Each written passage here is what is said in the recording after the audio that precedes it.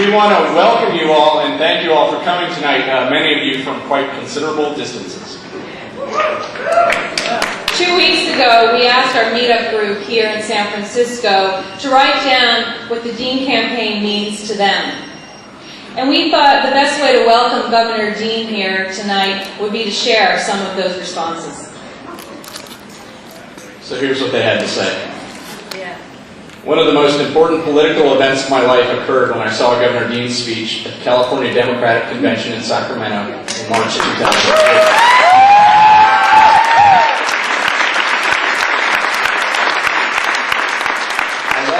Party and rejoined the Democratic wing of the Democratic Party.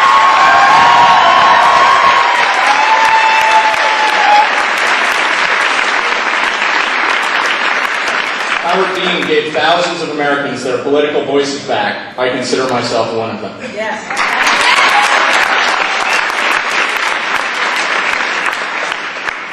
The Dean campaign has allowed me to meet incredible people all over the state and all over the country. It has been a lesson in Politics 101 to prepare me as a Dean Democrat to change America and empower my community, the Latinos.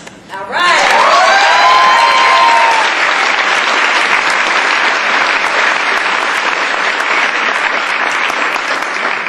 It has given me a reason to feel hope for the future of our country.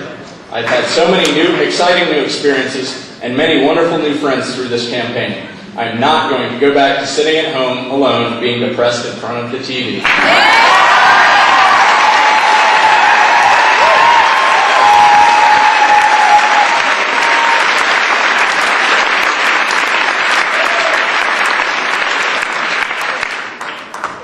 Learning again the meaning of community, joining thousands of other people working towards a common goal of waking up the Democratic Party.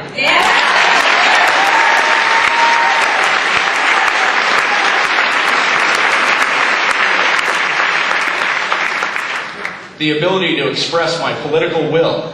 The Dean campaign gave me political power and a way to be involved in the political process. My local volunteer efforts, joined with thousands others, made a difference. My small donations made a difference when joined with thousands of others.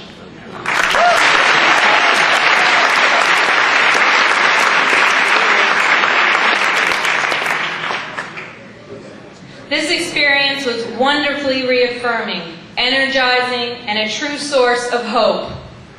I met a whole lot of amazing Americans. I learned about my country's political system. I found my political voice. I felt empowered. I actually registered as a Democrat.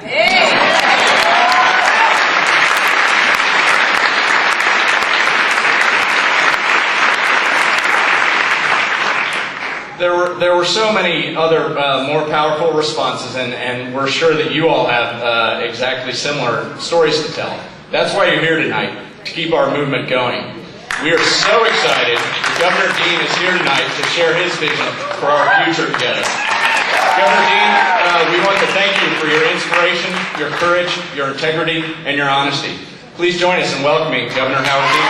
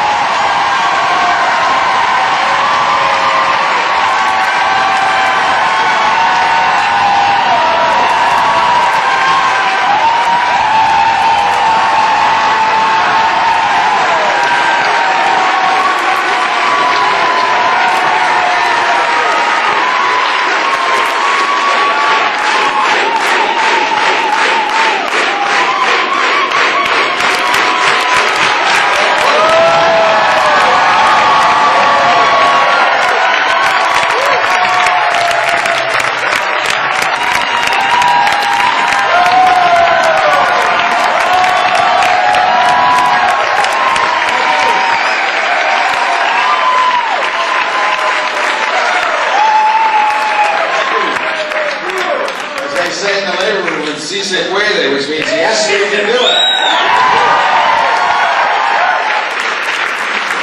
Let me thank all of you. This is great. My goodness. I have a habit of scaring my staff members to death because they never know what I'm going to say next. So, great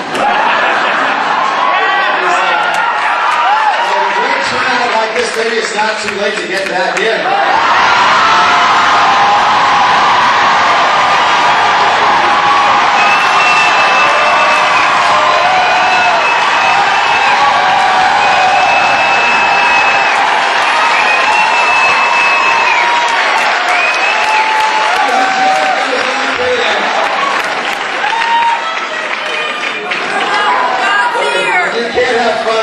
We shouldn't be in it. And we all sure did have a lot of fun. We're not done with this, however. I want to thank all of you who did support the campaign. We did not win the nomination, but we changed the debate, and we're going to take that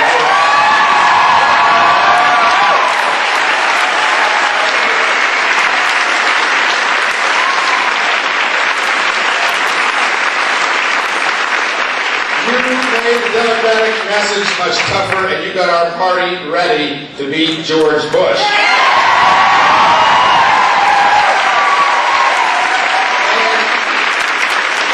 And more importantly, you have changed politics forever by showing it's possible that ordinary Americans with small donations to build a movement that comes from nowhere and that takes this country back, and that's what we're going to do.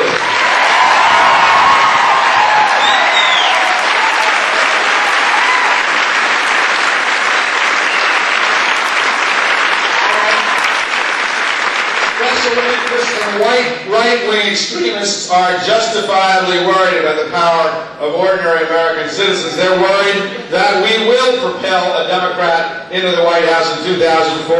They're worried that we will actually take the country back. Well,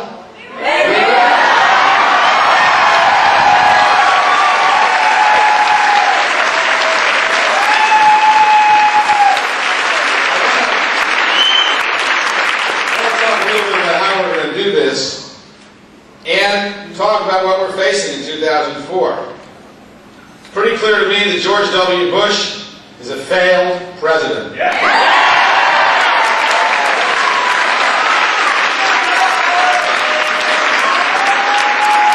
On George Bush's watch, this country has lost 2.3 million jobs, the first president since Herbert Hoover to have a net loss of jobs on his watch. Manufacturing jobs that have gone overseas. On George Bush's watch, we had the possibility of making trade and globalization work, but he refuses to implement the labor standards, the human rights standards, and the environmental standards that are required for fair trade and jobs in America, as well as decent human rights standards for workers abroad.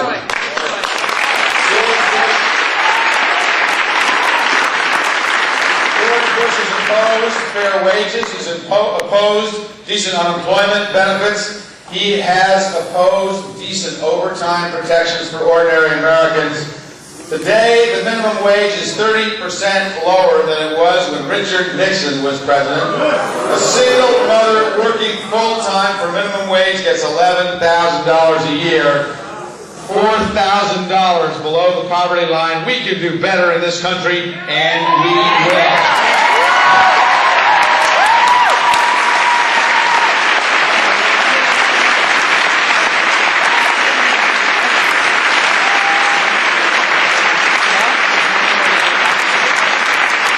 George Bush doesn't think it's his job to worry about moderate income people or low income people working for minimum wages. He thinks it's his job to worry about the CEOs of the biggest companies in the world making on average 531 times what an ordinary worker makes in this country. We can do better than that, and we will.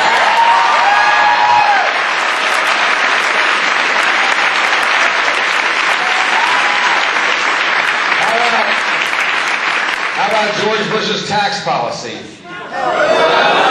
George Bush, his policy has represented an enormous transfer of wealth, our taxpayer dollars, taken from middle-class people and given them to the wealthiest Americans and the largest corporations in the world.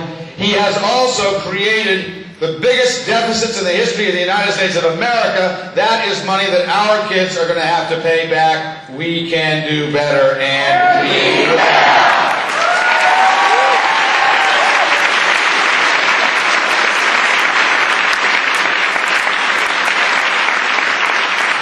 The men who run the Enron-style economy are not conservatives. What they are is reckless right-wingers who know nothing about managing money and don't care about managing ours. They're taking it and giving it to pharmaceutical companies and insurance companies. We can do better, and we will!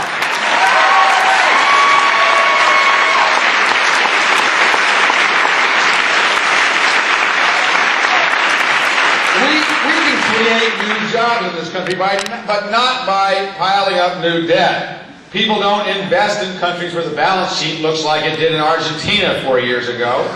People don't invest in countries where they know the value of the dollar is going to come down and interest rates are going to go up because deficits have reached $500 billion a year. Let's be clear.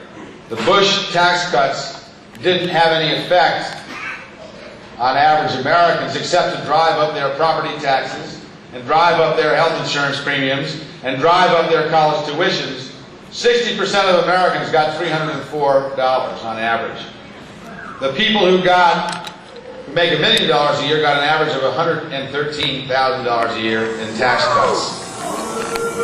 But the president never mentions that over the next 6 years, the typical American family is going to accumulate $52,000 in additional debt. He never mentions that property taxes have gone up by hundreds of thousands of dollars because he's cut education, fire, police, and homeland security. State budgets, and Lord knows you know this in California, are strained. Local school systems are strained. College tuitions higher. The president cut 500,000 children off health insurance and 1 million adults. No wonder our health care premiums are going up. We can do better, and we will!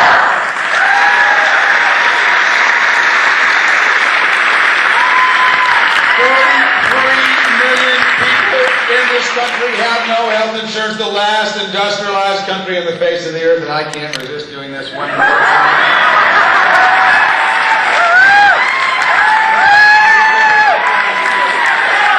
It seems to me that we ought to be able to join the British, the French, the Germans, the Japanese, the Irish, the Italians, the Danes, the Dutch, the Greeks, the Israelis, the Canadians, the Swedes, the Norwegians, even the Costa Rica.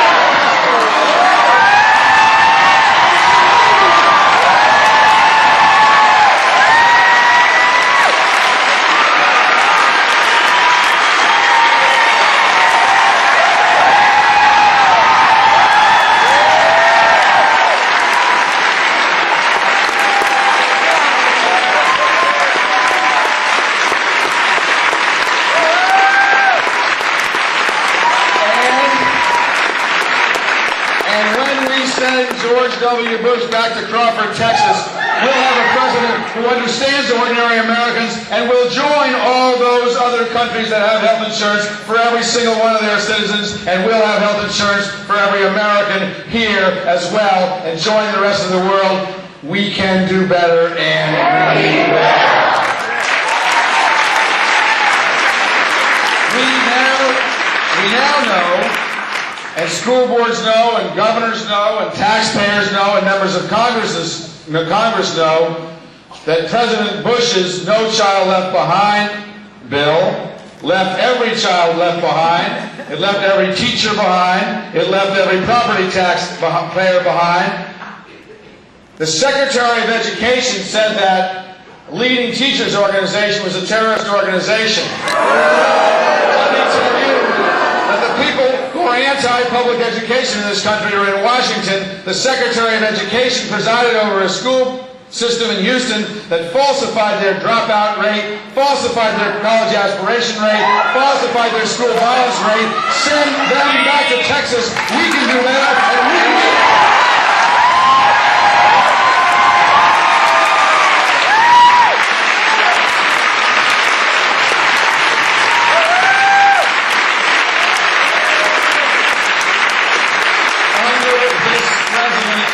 Under this president, whose chairman of the Federal Reserve advocated cutting Social Security benefits so we could extend the tax cuts in the largest deficit in the history of America.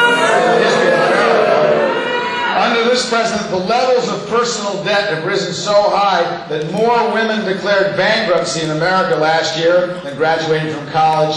We can do better, and we will.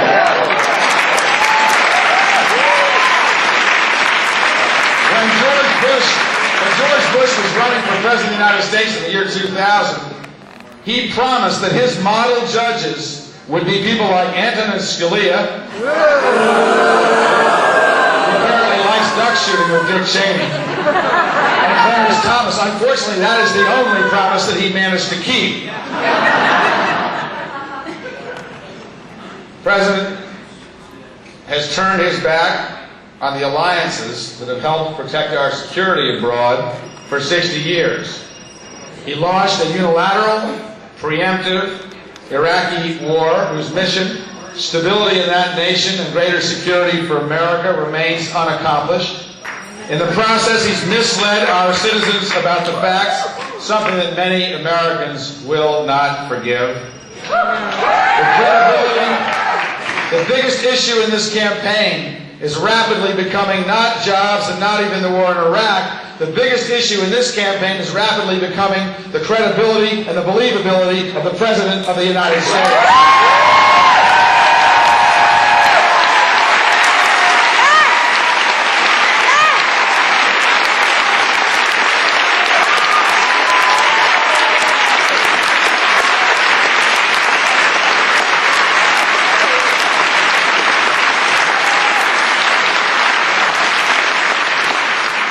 The President said Iraq was importing uranium from Africa. That was not true. The Vice President said they were about to acquire nuclear weapons. That was not true. The Secretary of Defense said he knew just where the weapons were near Tikrit and Baghdad. That was not true. Too many other people in this administration have now admitted that the evidence that they gave us was not true. The President said we were all safer now that Saddam was in jail.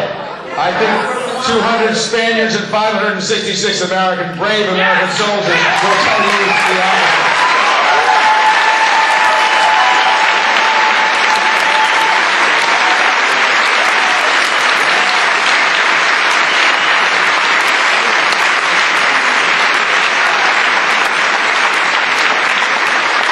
The President claimed there was a tie between Saddam Hussein and Osama bin Laden. Now it appears that that was not true. The President of the United States and his administration deliberately concealed the cost of the Medicare prescription benefit program, which is an enormous taxpayer bailout for HMOs, insurance companies, and drug companies. Deliberately concealed that from Congress. I think the people of this country want a president who's going to tell the truth, and we're going to change presidents in November.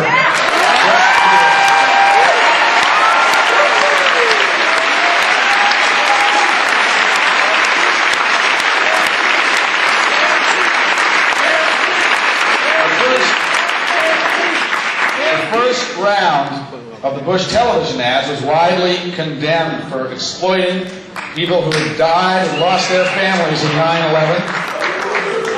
In addition to exploiting firefighters who had no intention of supporting the president. What was troubling in these ads, that it was even more troubling as far as I'm concerned, is that he sought to blame the previous administration for a weak economy over 3 years into his administration. You can tell when presidents fail to lead, because when you blame your predecessor for the fact that you have failed to do anything about jobs in nearly a 4-year term, that is not leadership, that is running from your record. And this president is running from his record.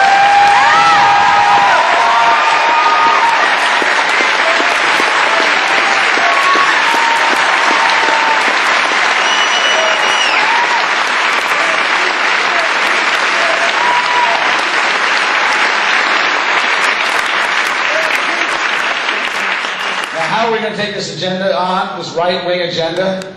The first thing we're going to be sure that the Democrats do not do anymore is you do not meet this agenda halfway. There will be no compromise with the right-wing.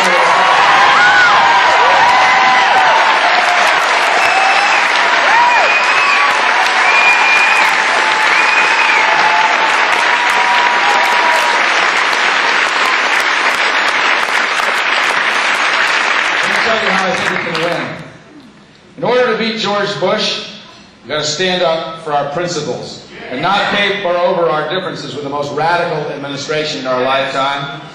In order to win, we have to aggressively expose the ways in which this president's policies have benefited the most privileged and excluded everybody else. To win, we have to confidently advance a policy agenda rooted in hope and real American values, opportunity, integrity, and community.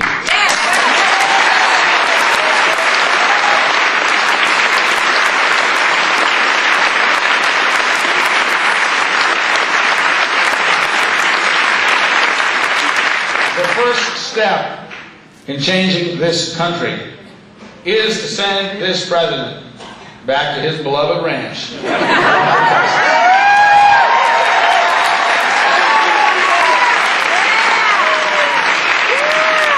nominee of this party is going to be John Kerry, and I will do everything I can to make sure that John Kerry succeeds in sending George Bush back to presidency.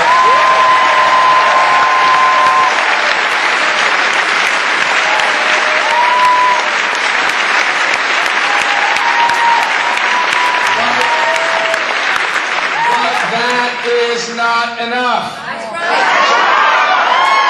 Changing presidents is not enough. We are going to fundamentally change the Democratic Party.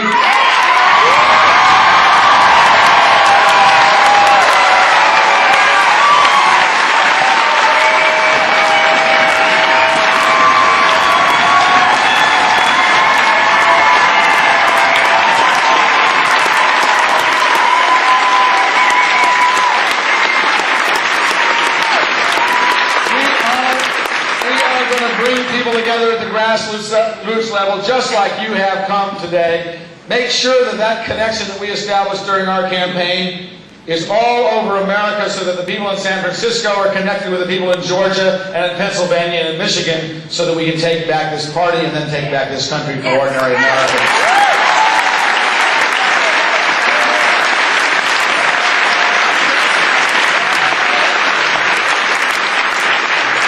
So here's what I propose. Out of Dean for America, we will create a new enterprise. Democracy for America.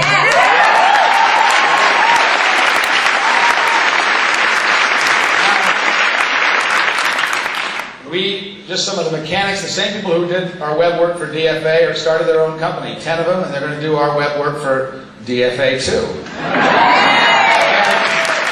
This is an amazing story. I mean, this is amazing. The power, your power is extraordinary. Nico Mealy, who's a webmaster, who some of you know something about, who are really into the tech stuff, and put up a website at 2 o'clock this morning. He sent us a small contribution to make sure the credit card worked. 5 minutes later, our first real contribution came. This is 2 o'clock in the morning. We are trying not to email people and ask for money. We've done a lot of that. We've taken in $15,000.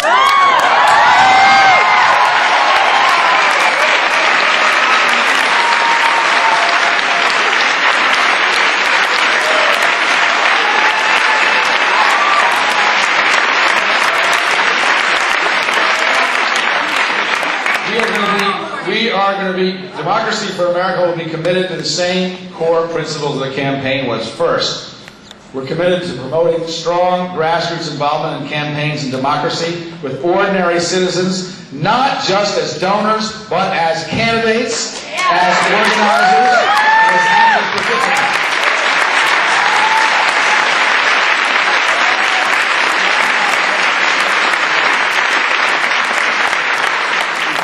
Americans today don't bother to vote. They see what the problems are, but they're cynical about the ability of the system to make any changes. Only through doing will people recognize the power that they have to change this country. For some of you, that will mean running for office for school board, city council, state legislature, maybe even the United States Congress. Others, we want you to participate as grassroots partners, supporting these candidates, taking leadership roles in organizing. I happened to be on a conference call with a lot of organizers the other day. Evidently in Pasadena, the entire Democratic Party has been taken over by Dean for America.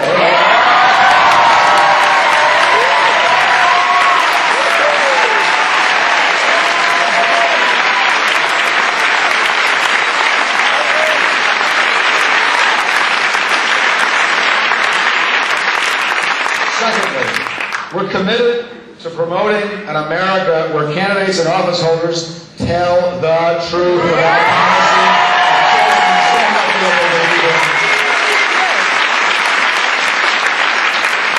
The era when candidates and office holders mislead us about fundamental matters like jobs and war and peace is over.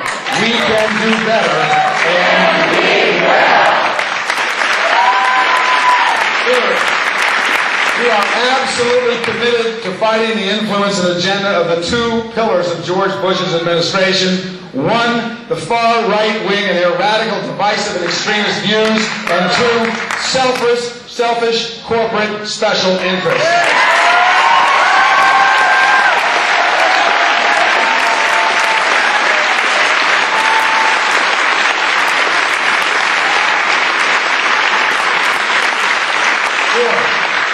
We are committed to fighting for a progressive political agenda.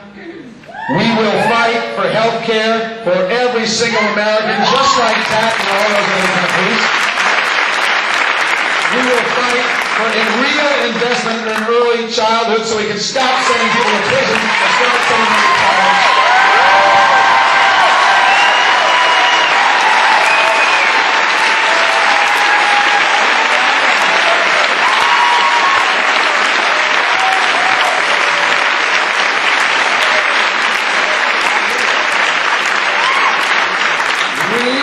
I hardly need to say this in San Francisco. We will fight for equal rights for every single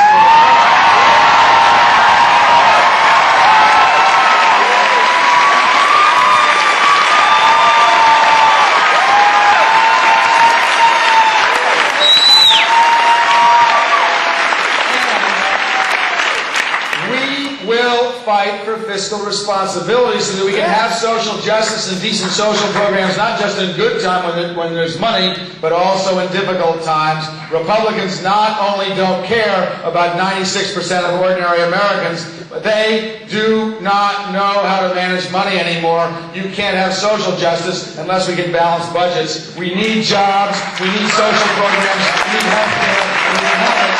We can do better, and we will.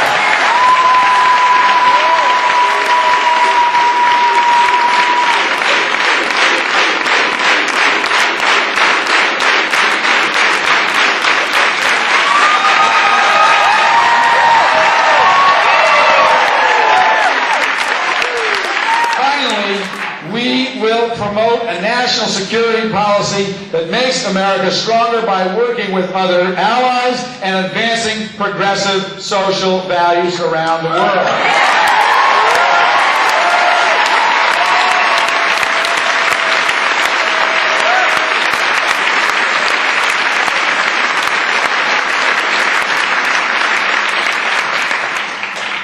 We'll begin by taking back the White House. Our new enterprise will help in every way possible. We'll focus on key battleground states, mobilizing our national network of supporters and groundbreaking organizing tools we developed during the previous campaign.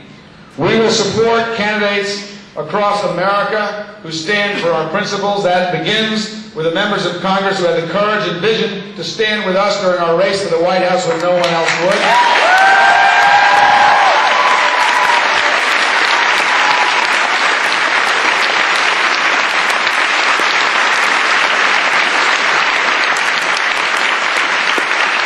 We will continue to support other incumbents and challengers in tough races in regions across the country. We will help give some financial support through a political action committee. I'll travel to speak on behalf of candidates. We'll put our grassroots network to work supporting these folks, because it's not enough to send George Bush back to Crawford, Texas. Tom DeLay is soon to follow.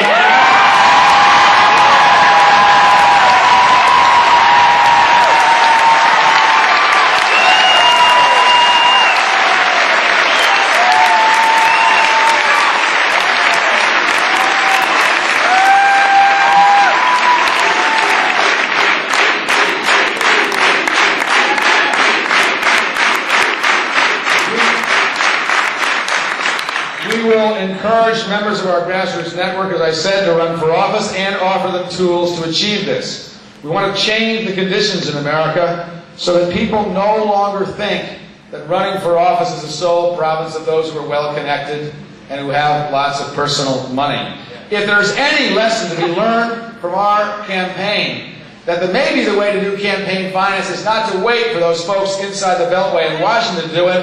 Simply do what we did. Raise $50 million from ordinary Americans in $5 and $10 and $50 and $100 increments. We can teach other people to do that. We don't have to be afraid of the special interest anymore, because our special interest is going to be the American people.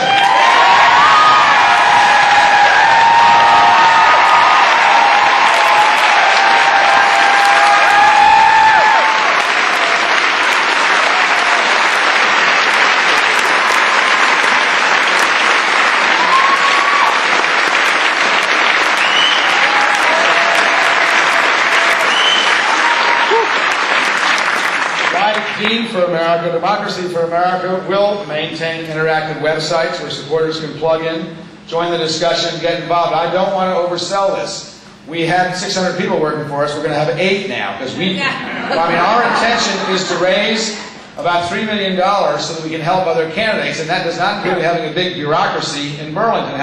It's a very small bureaucracy in Burlington. But we're going to have a lot of the same talent working for us on contract that put together Dean for America, doing some of the same things. We've got to keep ourselves connected, not just community by community, but nationally. I was up in Seattle. Somebody handed me a newsletter that they're putting out in the Seattle community. That kind of newsletter ought to be all over the country. We can do these things, but we've got to do it by keeping in touch with each other and supporting each other in difficult times.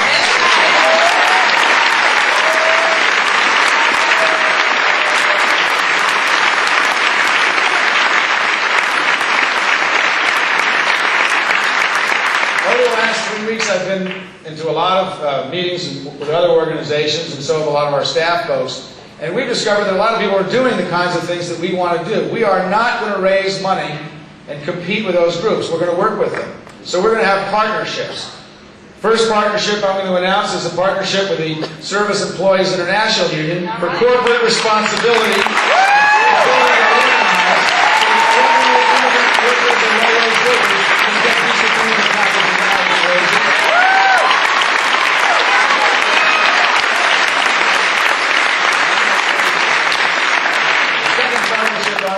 Is a partnership with a group called 21st Century Democrats, which is very active in California. They recruit and train candidates. That's what we do. We're going to work together to widen that net and raise money for each other so that we can do more and more of that. The third group we're going to work with is the American Federation of State, County, and Municipal Employees to stand up for organizing, but also to put out the message that this is not the year to vote for independents or third parties. I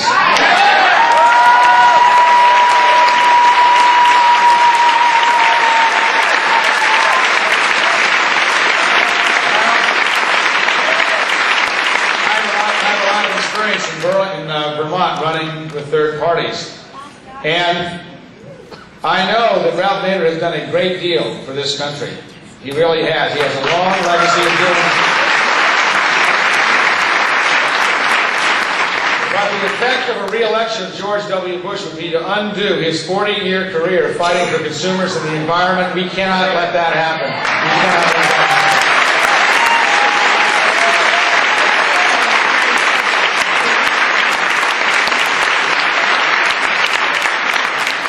One project I really want to pick up from the Dean for America campaign is something called Dean Corps. Yes. For those of you who are in Iowa, you know all about this. We have discovered that while it's true that young people don't vote a lot in national elections, they also serve their community at a higher percentage than any other age group in the country. They do things for the environment. We put together this group of kids in Iowa. They would go down with their Dean shirts on, and instead of campaigning and handing out literature and making phone calls, they'd go up and clean out the nearest stream from the tires and the cars and stuff like that.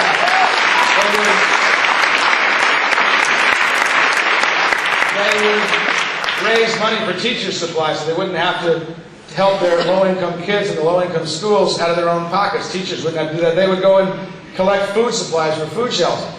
Kids get that the connection with community is everything. And the biggest loss that we've suffered under George W. Bush is not our jobs and our money and even our lives in Iraq. The biggest loss that we've suffered is the destruction of the American community because he does not understand Americans.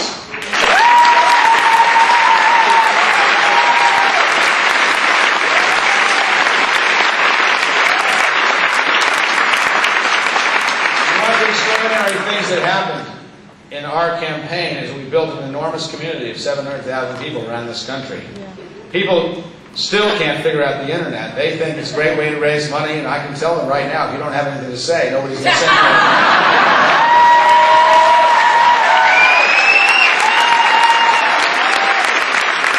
What they don't understand is that the internet is a community.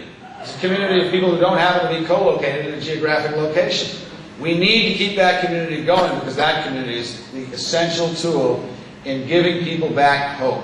So many of those uninformed folks in the media wrote about the anger of this campaign. This is a campaign about hope. It's about giving ordinary people power to control their own lives.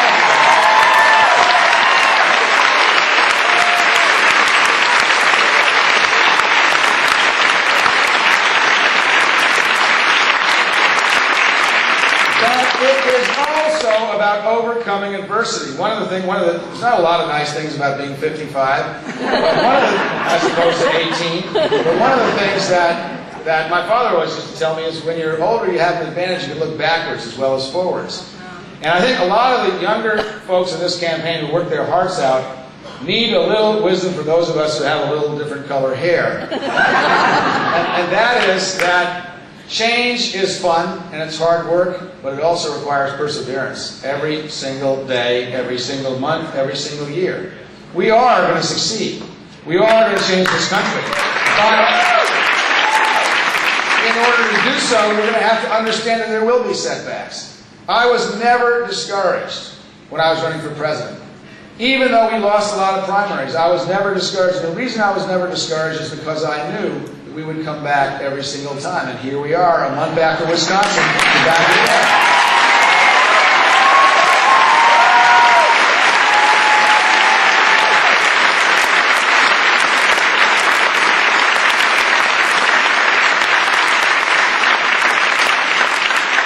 America has always been, this is the political cliche, the only one I can think of that I like, it has always been the beacon of hope for the rest of the world.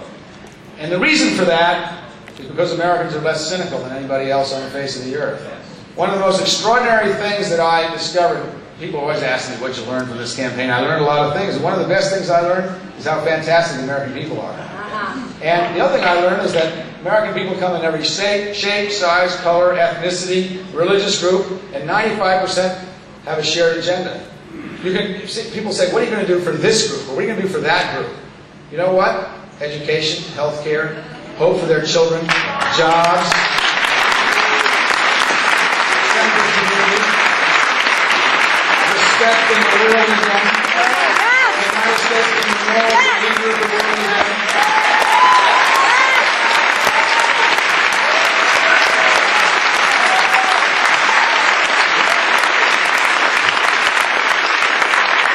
Equal rights under the law, so we stop hassling people at airports because they come from Southeast Asia.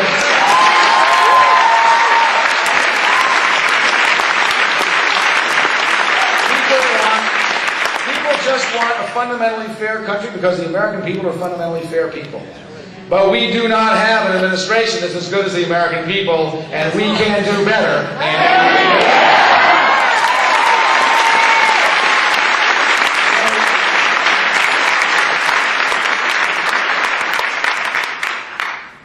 So we will prevail. It will take time. We can never let up. We can't do it all at once. I'm not the nominee of this party, but having a Democrat, having John Kerry is far preferable to what we have, and I'm cheerfully going to work for his election. I ask you to do it too. And I'm cheerfully...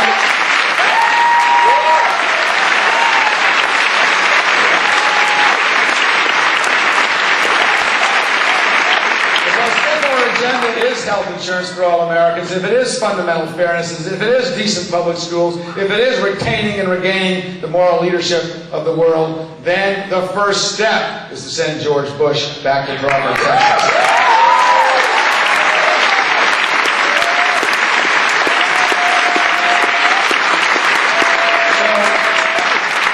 Go to the website. This one's easy to remember, democracyforamerica.com. We're not going to ask you for money, we promise. If you get it to us, there's only 8 staff members. It'll be well spent on the stuff that's important outside the headquarters in Burlington. Let me just close not by saying you have the power, because you do. You wouldn't be here if you didn't. But by saying we have the power. Yes. We have the power. We are going to win. We are going to win in 2004, not just by changing presidents, but by changing America. Thank you so much for all you do.